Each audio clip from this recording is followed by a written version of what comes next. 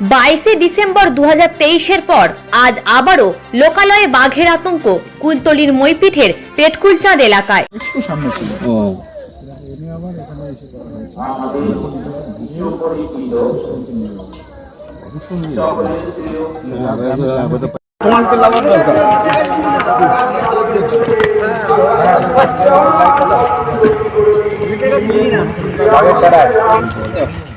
আচ্ছা, বন বিভাগের কর্মীরা ইতিমধ্যেই জাল দিয়ে ঘিরে রেখেছে জঙ্গল। শুরু হয়েছে মইপিঠ কোস্টাল থানার পক্ষ থেকে মাইকিং। মইপিঠ কোস্টাল থানার পক্ষ থেকে এলাকার জনসাধারণের উদ্দেশ্যে বিশেষ সতর্কবার্তা। আপনারা জানেন যে পেটকুলচাঁদ জঙ্গলে কিছুক্ষণ আগে ফরেস্ট ডিপার্টমেন্ট একটি বাঘ এসেছে, সেটা নিশ্চিত করেছে। আপনারা কেউ এই জঙ্গলের কাছে আসবেন না। ফরেস্ট ডিপার্টমেন্ট তাদের কর্মীদের নিয়ে বাঘটিকে আবার জঙ্গলে ফেরত পাঠানোর চেষ্টা করছে। আপনারা ফরেস্টের কোনো কাজে বাধা দেবেন না বা বিঘ্ন ঘটাবেন না। পাশাপাশি শীতের রাতে আগুন ধরিয়ে বাঘ তাড়ানোর চেষ্টা চালানো হচ্ছে বন দপ্তরের পক্ষ থেকে।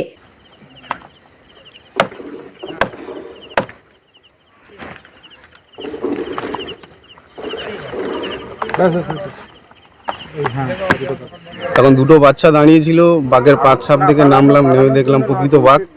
আমি চিতুড়ি ফরেস্টারে ফোন করলাম, ফোন করতে সাহেবরা এলো, এসে চেক করলো, চেক করার পর দেখলো প্রকৃত বাঘ। ফরেস্টারের স্টাফ নিয়ে এলো, বনকর্মীরা এলো, তো চেকিং করার পরে দেখলো যে হ্যাঁ প্রকৃত বাঘ এসছে এখানে। গ্রামবাসী সব আতঙ্কের মধ্যে আছে। এটা হচ্ছে কি কুলতলি মইপিঠ কোস্টাল থানার অন্তর্ভুক্ত পূর্ব গুড়িয়া গ্রাম। এখন কি পরিস্থিতি?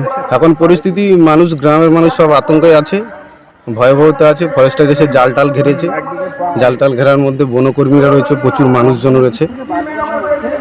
এরকম কি বাঘ আসে? হ্যাঁ, প্রায় বছর এখানে বাঘ আসে। সরকারের দিক দিয়ে একটাই হচ্ছে কি কর্তব্য, ফরেস্টের দিক দিয়ে মানে বাউন্ডারিতে যেতে জাল ঘেরে মানে গ্রাম প্রতিবাসীকে সুরক্ষা রাখে, এর জন্য আবেদন। গ্রামের মানুষদের দূরে সরানোর কাজ চলছে, রাত্রে চলছে পাহারা।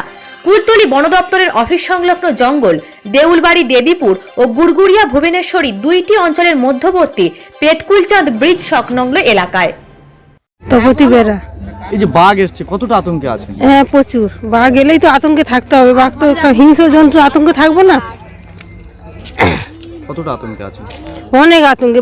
বাঘের মতন জিনিস এলে আতঙ্ক তো হবেই মানুষ এমনিতে। প্রতিনিয়ত এরকম আছে? প্রায় তো হ্যাঁ, আমাদের এখানে প্রায় সময় পার হয়, প্রতি শীতের সময় এলে প্রায় সময়, প্রতি বছর আমাদের সবসময় আতঙ্কে থাকতে হয়। শীতকাল হলে, শীত কি যখন তখন পার হয় আমাদের এখানে। বাচ্চাদের নিয়ে শান্তিতে ঘুমাতে পারবেন না? ঘরে ওই দৌড় টোর দিয়ে চাবি তালা দিয়ে ঘুমাতে হয়, নাহলে কি করে শান্তিতে বাঘ পার হলে কেউ কোনো দিন ঘুমাতে পারে নাকি? বন দপ্তরের লোকজন এসছে? হ্যাঁ। জানলেন কি করে বাঘ এসছে?